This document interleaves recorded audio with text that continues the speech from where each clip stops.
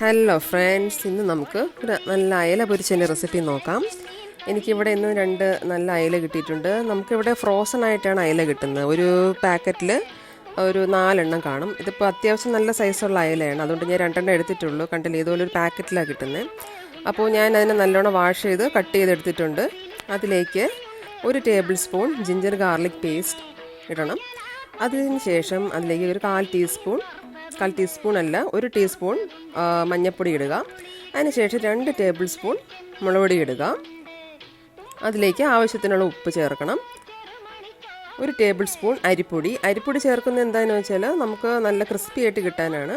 പിന്നെ ഒരു 1/4 ടീസ്പൂൺ ഗരം മസാല, ഒരു പകുതി നാരങ്ങ പിഴിഞ്ഞത്, കുറച്ച് വെളിച്ചെണ്ണ, കുറച്ച് ഉലുവാപ്പൊടി, ഇതെല്ലാം കൂടെ ചേർത്ത് നല്ലോണം ഒന്ന് മിക്സ് ചെയ്തെടുക്കണം.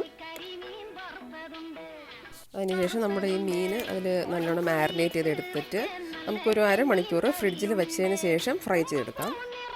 അപ്പോൾ ഓയിൽ ചൂടാക്കിയതിന് ശേഷം നമുക്ക് ഇതുപോലെ ഒരു പാനിൽ ഫ്രൈ ചെയ്തെടുക്കാം. ഞാൻ കുറച്ച് കറിവേപ്പിലയും കൂടി ഇട്ടിട്ടുണ്ട്. നല്ലൊരു ഫ്ലേവറാണ് കറിവേപ്പിലയും കൂടി ഇടുമ്പോൾ. അപ്പോൾ ഒരു മീഡിയം ഫ്ലെയിമിൽ വേണം ഇത് ഫ്രൈ ചെയ്തെടുക്കാൻ. മീഡിയം അല്ലെങ്കിൽ മീഡിയത്തിൻ്റെ കാട്ടിലും കുറച്ചുകൂടെ കുറഞ്ഞ ഫ്ലെയിമിൽ വേണം ഇത് വറുത്തെടുക്കാനായിട്ട്. അപ്പോൾ ഞാനിത് ഒരു 5 മിനിറ്റ് കഴിഞ്ഞപ്പോൾ തിരിച്ചിട്ടിട്ടുണ്ട്. അപ്പോൾ ഒരു 10-15 മിനിറ്റ് എടുക്കും ഇത് നല്ലോണം ഫ്രൈ ആയി വരാൻ. എനിക്ക് ഈ ഫ്രൈ ചെയ്തതിലിങ്ങനെ സവാള ഇങ്ങനെ ഇടുന്നത് ഭയങ്കര ഇഷ്ടമാണ്. നിങ്ങൾക്ക് എങ്ങനെയാണെന്നുള്ളത് കമൻറ്റിൽ പറയണേ. അപ്പോൾ നമ്മുടെ അയല ഫ്രൈ ഇവിടെ റെഡി ആയിട്ടുണ്ട്. അപ്പോൾ അടുത്തൊരു വീഡിയോ ആയിട്ട് വരുന്നവരെ ബൈ ഫ്രം മഞ്ജു.